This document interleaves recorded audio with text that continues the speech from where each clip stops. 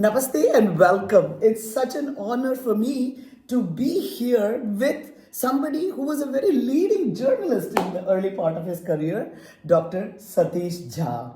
He is here actually releasing his book, The Full Plate, which has now become one of the seminal works on education in India. Some of us might know the first work on education in India that was written by Amartya Sen, which talked about how education can actually lead to freedom and development in India. The second book we would call as a seminal work on this topic was the one written by Abhijit Banerjee, the other Nobel Prize winner, who actually went on to test out some of these models using some very unique techniques and came up with what works and what does not. And now we have come to the full plate with Dr. Satish Jha, who has now continued on those works to actually tell you where to from here. Dr. Jha has, of course, had tremendous experience in the field of education. He started one laptop per child in India, and I think it moved on into one tablet per child. And so he has had extensive experience working with organizations, non-governmental organizations, who are providing very interesting models of educations in India. And today, it is really my pleasure to have him here to talk about, I think, 4 different organizations that he has worked with, including Vidya Bharati, for which he now serves on the board for the Vidya Bharati Foundation of USA. He has also worked with Ekal Vidyalaya, which brings education to rural remote villages. He has worked with Pratham, which has worked with the government schools to do very interesting thing, and the America India Foundation. Satish, thank you so much for taking the time to talk to me. So tell me, what is bringing you back to, I know you travel a lot. I think you are here for a very important gala that's coming up with Vidya Bharati Foundation. Could you tell us about that? That's true. But let me first thank you for giving me the opportunity to talk to you. You did amazing work for Ekal, and that remains with all of us. 12th July is my Vidya Bharati's second annual gala, and the team is coming from India as well. Yeah. Mr. Ketan, who's basically a kind of mentor to it, he will be here with us. He comes every year for the last few years, and we invite many people. But in terms of reaching out as a gala, this is my second effort. That's fantastic. And that brings me here because also Akshapatra was there, another great experiment in trying to uplift, in India's future in some ways. Absolutely. The way it has done, it has raised the bar in whatever midday meal was doing. Exactly. So that's a great thing. And I think the Vidya Bharati Gala is happening at the Burlington Marriott. Same place, Burlington Marriott on 12th July. 12th July, and people can go onto the web to get the information about that. We'll put the web link here so people can do that. Absolutely, absolutely. So now tell us, I mean, I know that you are on the board of, before we get into the book, could you give us a 30-second pitch on what Vidya Bharati does specifically? You see, Vidya Bharati is an effort to make affordable education in a way raising the bar of quality. The children who come to those schools, they do as best as they want to do. And just to give you a very simple example, just I learned a few weeks ago that 5 DG of police of Indian states, they have studied Vidya Bharati. The defense chief of India studied Vidya Bharati. Oh my goodness. Somebody who was in the Prime Minister's office studied Vidya Bharati. So Vidya Bharati has been able to provide to about now almost 3.5 million children every year. Began in 1952 with one school, and now has 14,000 schools. Almost 200 schools every year, and they do a complete school. Their schools are full-fledged schools in the sense they have, every class has a classroom. There are prayer halls, there are laboratories, it's a full-fledged school just like any other fully equipped government or private school. But they come with a mission. They are more passionate. Their teachers do not have high turnover. It's very low turnover institution, and their salary may be limited, but they live there for a lifetime, and they engage with parents of children. So I think it basically differentiates itself by culturally connecting with every child. which other schools may not do. May or may not. Exactly, exactly. And this is what I think motivated you, at least thinking about the organizations. I have worked with Ekal Vidyalaya as well. So it looks like education in India, the government does a great job. There are private institutions, but the non-governmental institutions, especially that are reaching out to some of the most needy children in the country, are very key to making a difference. So now I would love to hear from you. Why did you call this book The Full Plate? It's such a beautiful title. So, When I look at education, most people get bits and pieces. Just like if I want to have a meal, when I have no money, I only get chapati. yeah. When sometimes people live on only chawal. But if you really want talking about a meal, then you want rice, you want dal, you want chapati, you want sabji, you want whatever makes it more palatable. That's what normal middle class meal is. Yes. Right? But as soon as you start looking at the lower income, you find that something keeps disappearing from there. But I always talk in terms of there is a critical, we can say, mass, and there is a point of inflection when things begin to change. For instance, water boils at 100 degrees. You can't boil at 99. So what is the 100 degrees of learning? And so I said, well, let's look around. That if children get their full plate, means everything you require for learning environment, a learning ecosystem. A complete learning ecosystem is a full plate from my point of view. Most technology facilitators in education in India, what they've done is they've given a hardware here, a software there, and it just doesn't come together. So unless you create a complete ecosystem, it doesn't become productive enough to take children's capabilities to the next stage. Until then, there will be bits and pieces here and there, but effectively, you can see the result. Result is in India's 79 years evolution. 1947, China, Korea, and India. That's a good example to have. They developed differently, but their per capita income was about the same $50 range in 1947. China was at 45, 46, India at 52, Korea at 55. And today we are 2,500, China is 15,000, Korea is 40,000. What happened? Primarily it's education. So Korea chose a full plate model. China moved in the direction of the strategy, and we were the most free market oriented. There was freedom for everyone to do something or not do something. Yeah. So that's where the full plate comes in. It's a complete ecosystem. So in your book here, am I right in assuming that you're actually comparing the different models that are there? And so first we shall start with, what do you think has worked well in India? I mean, there have been some very good successes, I would say. And so in your research and in your estimation, both from the non-governmental sector perspective, governmental and private, what would you think are good models that have worked well, and at least you see some development in India, and what has contributed to that? I think in terms of what education does to us, there are many actors that play here. Family is a huge thing. Number one. Number two, school system and the value system of society comes into play. For instance, same education system will work in a certain way in one country, will give different result in another country. Like for instance, when I look at the government experiments, in government, Kendriya Vidyalaya was a very, very good experiment. Children who go there, they become capable of meeting the challenges of anyone, anywhere. I'm a Kendriya Vidyalaya alum. Similarly, if you look at Navodaya Vidyalaya, it picks up children from much more economically disadvantaged people and puts them in boarding schools. So the cost at Navodaya is about 100,000 rupees per child per year. Cost at Kendriya is about 50,000 per child per year. But the cost of all other government schools is about 6,000 rupees. So what happens is the children who go to other government schools, they end up being, somewhere a peon, somewhere a constable. Even constable is a bigger achievement for them.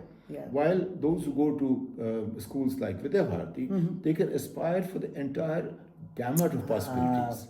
Because it's offering something which is closer to Kendriya Vidyalaya, but it's not as well endowed as Kendriya Vidyalaya, which meets all those expectations through passion. So at the same time, it prepares you still mostly for taking government job or small businesses. It doesn't make you good for corporate sector yet. So because it's addressing people, when I look at it, people whose incomes are below about say $5,000 per annum on an average. Most of them are in that segment. Anyone who earns more than that, they go to private schools. Do private schools give better education? No. But they create an environment where there's a greater engagement, greater excitement. And they apparently have more English, and the English biased people go to private schools. Vidya Bharati has local language, mother tongue, Hindi, and others. So that's one issue. But the quality of students, think of this way: Vidya Bharati educates 1.23% children of India. Right. 3.5 billion. Yeah. But every board, about half of the top 10, they're from Vidya Bharati. Interesting. While private schools, the affluent ones, they go to international baccalaureate. Yeah. They go to CBSE curriculum. They look at Cambridge curriculum. But normal people, I went to the normal state board, for instance. Fantastic. So, Yes. so I mean, Kendriya Vidyalaya was a big upgrade for me. Would have been a big upgrade for me. But because of movement, etc., some reason things worked out. Right. But my point is, whatever opportunities I had, every Indian can have. That's very interesting that you're saying that they can have. Yes. And that's where I think maybe that's a little bit of the expansion of what you've written, because I think you brought up one very important point, right? Indian parents are very aspirational for their children, and the family values and ethics of hard work, focus on education, value for education. I think we have Saraswati, the goddess, we have a goddess dedicated to learning and education. So where is that, how is the future of India going to fill that gap? And question is technology going to be playing a role there? You see, think of the cell phone. Yeah. In 1985, I was an editor. So there used to be an annual meeting of editors, or 20 of us from national editors. Yeah. And the whole cabinet will come and give a kind of presentation for about 3 days or 4 days. Right. And they will, so I remember the conversation about telecom. And telecom, at that time we had, 1985, 50,000 rupees per line was the cost of India, and India couldn't have had for 60 crore people, we were there, that's 600 billion people, until 2100. They couldn't have had that. Yeah. But then technology changed, gave cell phone. In 1995, November, India started cell phone. By 2001, almost every adult had a phone. So that can be done to education as well. Today, education has a few. Access is necessary, without nothing happens. But access without quality education doesn't do anything. Beautiful. So as of today, quality education, by quality I mean there's something which allows you to be creative, innovative. That is still missing in the Indian segment. But someone who can become as good as the next guy, that framework exists for for the top 2, 3, 4% people. There are schools like American School of Mumbai. They charge something like $30,000 a year in India. Duna School charges $20,000 a year. There are many schools. There are about 100 schools which are in $15,000 to $35,000 range. Yeah. We are not talking about them. Yes. I don't have interest because they can take care of themselves. Yeah. Next year still is basically above those. People can't afford that, which is about say $5,000 above fees. People can't afford that. How do you afford it $2,000? Education that allows you to become as good as anywhere else in American public school system or whatever. Right. That is what I try to look at. I think Vidya Bharati is achieving in about, I would say, less than $1,000 a quality of education that allows students to be topper on the boards. Wow. Now, if you double it, they don't have technology. Yeah. If you make it 2,000, they will be as good as anywhere. Wonderful. So this gap, if you don't bridge it, the gap is basically their income levels today. If they're going to be in annual $3,000, you bridge the gap, it will be $10,000. Fantastic. If India has to think in terms of what the Prime Minister says, we have to move into the 10 trillion and whatever, etc. Without this, nothing will happen. Without it, will remain basically aspirational. Yeah. And I mean, if you look at it, India's percentage of world GDP was in 1947 to around 2%. Right. Even today it's around 2%. Right. And despite the fact our population has gone up, the highest 4 times. And we are a much larger proportion of the world population today than we were in 47. But what's happened is, because we did not invest in education, we have left 90+% of Indians below their capability. I used to always start when I was running one laptop per child. Every child is born potentially an Einstein or a Gandhi or a Marx or Da Vinci. But we as parents and society want them to become like us. Exactly. So this like instead of like us, and also parents when they think of children, what they think of, what they know. Yeah. And they, for instance, every child at one time, every parent wanted the children to be IAS officers. Yeah. That has disappeared. Interesting. Is even IAS officers don't want their children To be IAS. That's good. That's good. And I'm speaking from experience and having spoken to Yeah. many of them. They Yeah. don't want their children to be IAS officers. That makes sense. That makes sense. That is called progress. That's called development. Yeah, but you mentioned two things, right? When I heard you, one was that the quality of education, or you evaluated in terms of income. That was one thing you talked about, and that's where you said that a school like Vidya Bharati, if it could have double the cost, if you could put that into it, the children's income can go from $3,000 to $10,000.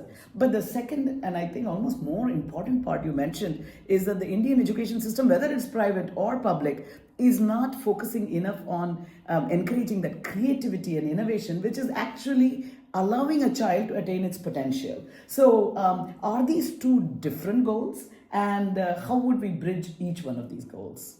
Just think of it this way. In 80 years of India's freedom, Yeah. I don't find a single work in science, technology, or fiction, or art, or culture, which the world says we have excelled at. We think we have done fine. Yeah. We like to be proud of everything that we have done. Yeah. But the world doesn't say India produced something which the world is using today.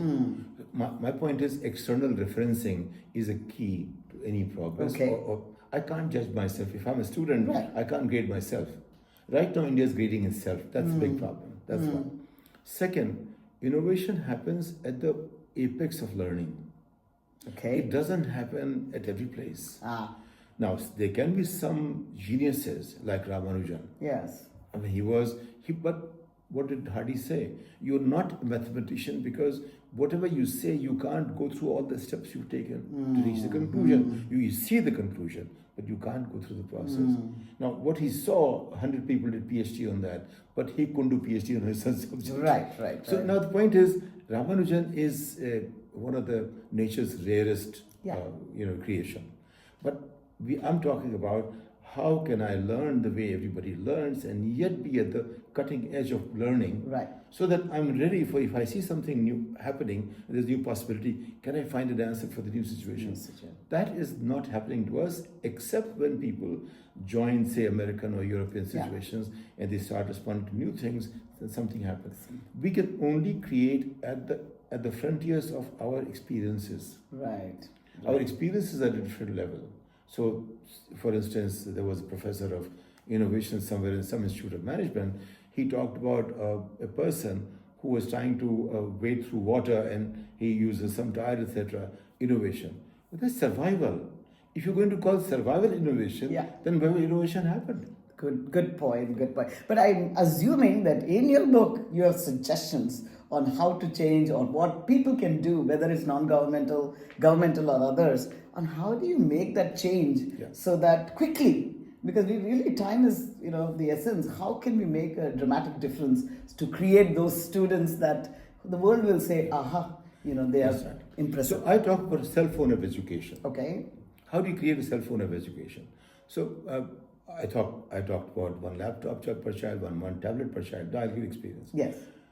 I gave in several schools every child a tablet, which came from our own foundation, our Right. own family resources, because nobody else was willing to. Right. So effectively, Ambawadi became the first school in India where every child and every teacher had a tablet of their own. Ambawadi, where was this? Jaipur. Oh, fantastic. And then there were 27 other schools in Yeah. Rajasthan, we reached to various levels of it. Yeah. I'll give you an example. Teachers, in the beginning, they were excited. Children wanted only that. But teachers were not feeling very comfortable because they didn't know how to teach with it. Now, if I create a whole team, my expenses go so high that they become larger than the budget of the school. Yeah. For its budget, the school was less than 1 crore rupees. I invested 5 crore rupees in school. But what happened in the end, parents said, children will start seeing something they shouldn't see. Yeah. And teachers, they felt it was a burden on them. After 3 years experiment, children from that school topped American examinations. People saw that. Children voted for it. And everybody is sitting there. but society is not ready for it. So I said, well, fine, let's have smart classrooms where now teacher has control over the Content, delivery. yeah. And that's what India is ready for. So I think even if you push things, there is a point when India will be, or any society will be ready for. As of now, I think if we just take care of, it's not just smart classes. I'll give you an example. ICT at school. India started a program. Yeah. They said 25 computers to each school. Right. Computers came, they were locked in the room. And principal felt, if I use it, they'll go bad, so I'll have a responsibility. It will never open. I went to schools, I got it open. They were opened the day I went. 2 weeks later, when I went again, they were back. So effectively, we didn't create an environment for that. Yeah. So if you're going to give one piece here, one piece there, it's not going to be really very useful. Yeah. So the challenge is, so that's what I talked about. We did some experiments and we looked at the minimum budget to give quality education to India at a level that they can start competing in 15 years with the best in the world for entire population. Yeah. Requires $2,000 today per annum.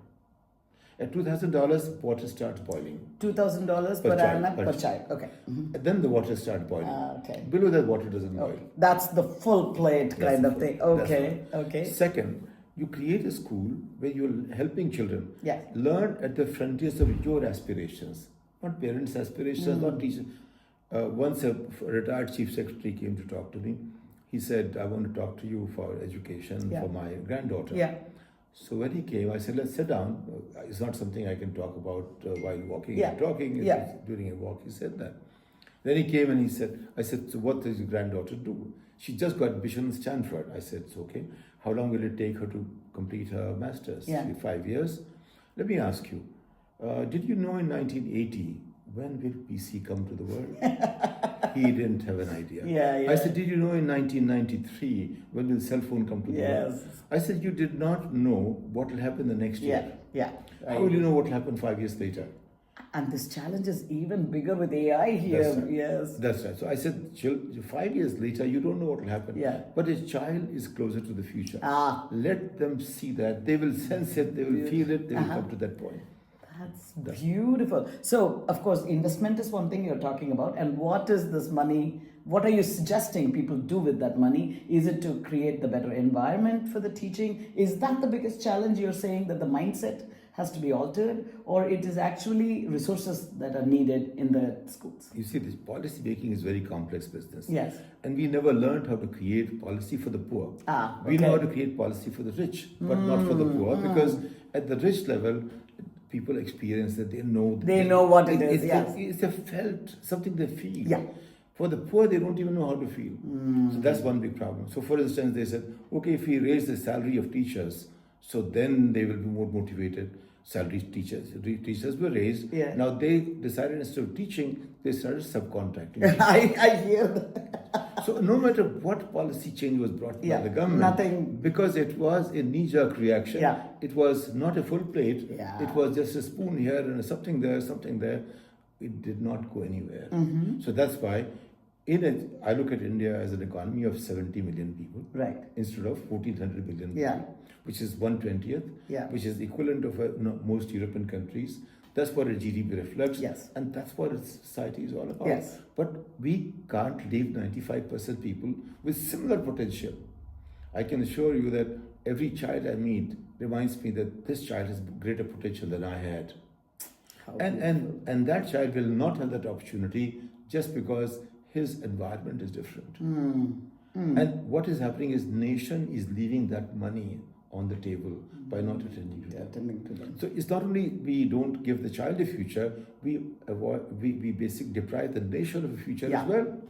Exactly. And considering we have most of humanity, the big, large population in India. We talk about demographic dividend. Exactly. We are missing out on the universe itself in some sense, in the world itself. We're turning that to demographic disaster. Disaster, exactly. So, are you suggesting, now you're on the board of Vidya Bharati, are you making significant changes to the way Vidya Bharati is doing things? That, I know that you're fundraising for them. Are there specific things that they are doing? Policy, of course, is, something. I'm sure you have suggestions for policy here. Yes. Maybe I will ask you that first, actually. What is the one or two things that the government should be doing so that I'm sure there are many thoughts here, but what are the most number three, 1, 2, 3 things that they should be doing which they are not right now? Look, actually, the best things are done when we know how to simplify the metrics. Okay. Now, for instance, when 2006, Government of India asked me to create something which will ensure that payment to the last worker reaches in a way that nobody can take it away from them. So I say, it's very simple, I can do that in 3 months' time. And when I gave the process, they said it looks too simple to be possible. And then 3 years later, it became, something began as Aadhaar and so on and so forth, which had its own journey. But the fact is, I said, there's a simple test. The simple test is, do I remember my identification number? In Aadhaar, even the creator of Aadhaar doesn't know his own, right? You know your mobile number. Right. So mobile number is interesting because we know our mobile number. Yeah. In America, people social security number. Yeah. People know their SSN is designed that way. We could have that, and that was my identity number was that everybody would have known their identity number. They could have said and spoken. Similarly, in the case of education, I said, look, education has to be accessible to a child within a kilometer. You make it. Same thing I said in 85 about telephone. And now it's happening. Now, I don't know when it will happen, but we have to, every child within a kilometer must have access to education. Right? Now, if you have to have high school 5 kilometers, then you make sure that the child is handled by the society to pick up from home and taken there. Don't leave it to them. We turn this into not as our responsibility, but as something people will do. Now that makes sense. See, if you look at it, there are 10 recommendations one can make. First is water boils at 100. You've been boiling at 30 degrees for too long. So stop doing that. Raise the temperature. So critical mass is $2,000 per. And can India afford it? India can afford it today. India has 250 to 60 billion children. Yeah. If you give 2,000, it's kind of, even if it is $250 billion or $300 billion a year, today India can afford that money. Beautiful. We can do that 10 years back. Today we can do that. Right. But we are not doing it. Instead, we are more interested in showing that how we are doing 6% of. I said 6% doesn't matter. So what matters is what reaches the child. Okay. They're busy with macro. Okay, They're so the not metrics. looking- Okay, the metrics is very metrics important. Okay. Metrics is important. The critical, inflection point is important. Critical mass is important.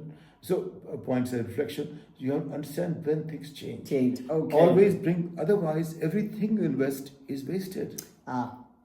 If it doesn't. So, for instance, you have consumed energy, say, of $100.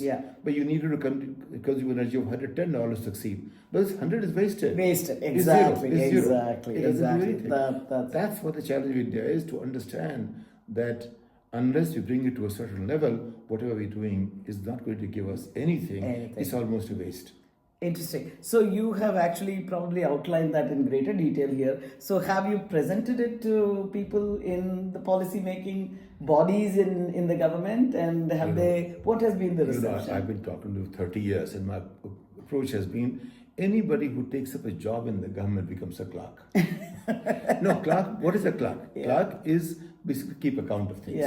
They do not have the capacity to change things. And I was, Mr. Bajpai invited me in Planning Commission in 1998, and I said, I don't want to join because you're trying to guide me. I'll go there and I'm definitely going to fail.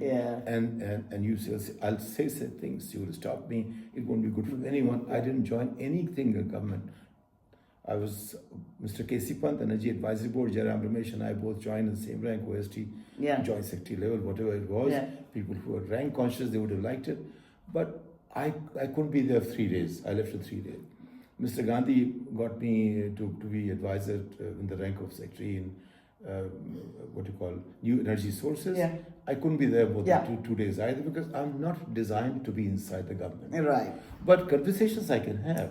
And my point is that all that I've learned from them is once they are enjoying the government privileges as a job, that becomes more important than what they do. Yeah. So that's social, and there's not a critique of them. No. It's just that let's acknowledge It's a different this is what process. happens to us. Exactly.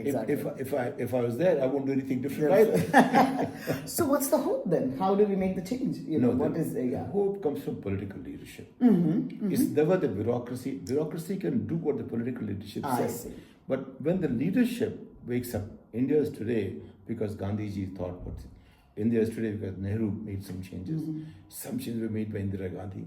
What we have seen in the past 10, 15 years, they are more of a packaging. They are not changing things at the fundamental level. They're not extending your muscle, but they're making you look better without actually making you be as good as you look.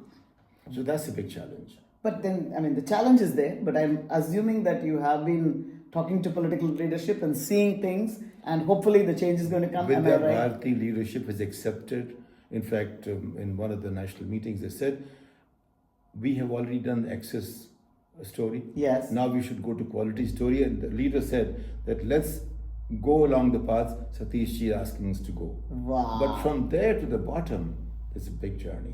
Because there are layers and layers and layers of thinking. Yeah. How do you change that? Right. Despite that, my experiments did not go anywhere. They could see the result. Results were great. Right. But if the teachers and parents also don't feel good about it, Right. it won't go anywhere.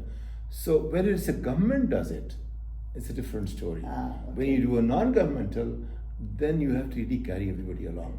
That's a bigger job. Right. So I think everybody, that's why I'm saying each one of them, Vidya Bharati, Ekal, Pratham, AIF, they all began the story of how to improve things. Right. And they've contributed their own way. Yeah.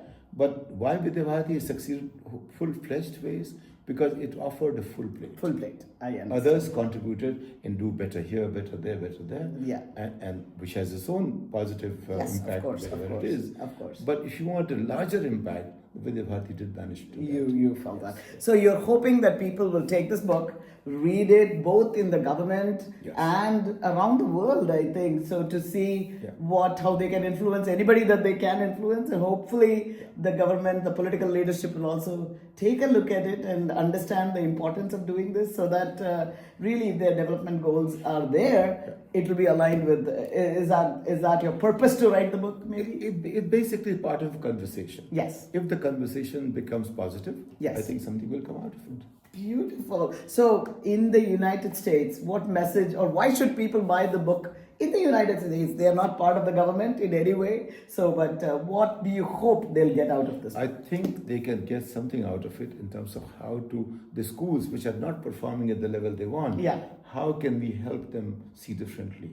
And that, given the experiments we have talked about, I think they give them direction. There's no magic pill for that. Of course. So we have to all see in our own context, and obviously agency has to be given to people who are closest to the situation of a child, of a school, etc. Right. That's beautiful. So how can people buy this book? Because it sounds so fascinating. Well, Amazon is a nice way to have it. Okay. Best thing is have Kindle edition, is the cheaper edition as Of well. course, but if you want, you can go to Amazon. Absolutely. This is really fantastic. And of course, if they come to the Vidya Bharati gala, they can meet you in person and hopefully get a signature from... Yes, and I brought quite a few books for them. Oh, fantastic. Well, thank you. And the Vidya Bharati gala is on 12th of July at the 2026, Burlington Marriott. At 5 o'clock. At 5 o'clock. So if you want to meet Satish in person and maybe engage in a deeper way in the conversations around education in India, because I think all of us value that the most, and that's why so many non-governmental organizations have come out of the United States, where we have tried our best. That's right. Like I remember at Ekal, one of the focus was to do this access. That was and again, getting into places where there was no education at all, and so many aspects of different things are being tacked upon. But for those who are interested to do the full plate, come to the Vidya Bharati Gala and also meet Satish Ji and engage with the Vidya Bharati team to understand what can we do better so that India is really moving towards its potential. I think if every child moves towards its potential, India will move to its potential, and I think the world will be a better place for it, I think. I think if you could clone you and enthusiasm, a million people would have been a different place. And you, Satish Ji, and you. I think, and I loved the fact that you mentioned the values of Indians around education, around the family values, all of this that we have, which is great. And perhaps early, in Indian education systems, those were pushed more, and that's probably why we have, we didn't just become who we are just like that. And I think, I don't know, do you have a comment on that while we are at it? Because we did discover some great things in the history of India, if you look at it, right? My point is that once I went to Greece, Yeah. and my driver was a very elegant man. He looked like almost diplomat from my point of view. Okay. And he spent a few days with me. Finally, I asked him, so what is it about your country you love the most? Yeah. He says, our learning tradition. Yeah. I said, what about that? Pythagoras. I said, let me ask you, so what do you think you're best at? Physics. I said, Nobel laureate. Oh, that's political. So then I said, listen, who gives Nobel Prize? Scandinavians. Who gets Nobel Prize? They don't get it. So how can it be political? So I said, how many people have got Nobel Prize in Greece? And he couldn't remember. I said, only one. He was a literary person. And more recently, 125 years, one Greek for literature, not science. What does it say to you? So from there, you take it back. India, any society which was proud of its past, doesn't see a future. So the first thing is to stop being proud of the past, acknowledge the past. Remember the past, but don't be proud of it. Absolutely. Pride in past means you have no future. So abandon. By the way, this book, Yeah. look at this. Yeah. The forward was by a man who has been the government himself, Amitabh Kant. Oh, Amitabh Kant wrote a beautiful forward. He's also my classmate. And then who wrote somebody from other side, the current government doesn't quite think well of him, Sam Pitroda. Oh. So he's second guy. And then the former education secretaries of India, they all wrote here why this book is important. So, I mean, at least there is recognition. In fact, former education secretary wrote to me, this is so incisive and evocative at the same time. I said, you were saying that?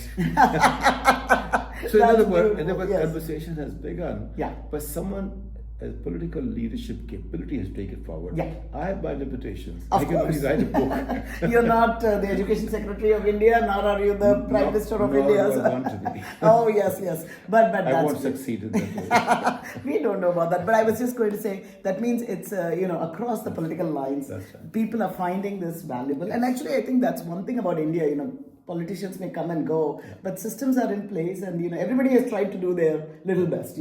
People may not agree on what is good or what is not, but I think people are sincere and trying to do their best. And I'm glad you got people from across the political spectrum to look at it and validate what you have done. So thank you, Satish, for your work, for all that you're doing with Vidya Bharati to make a difference, and all the other organizations that you have been part of, guiding, and really hope that this book will spur some conversations that can make a dramatic difference to India. Thank you so much Thank for you for finding me while I keep losing myself. The great Lord will do that. So thank you and namaste.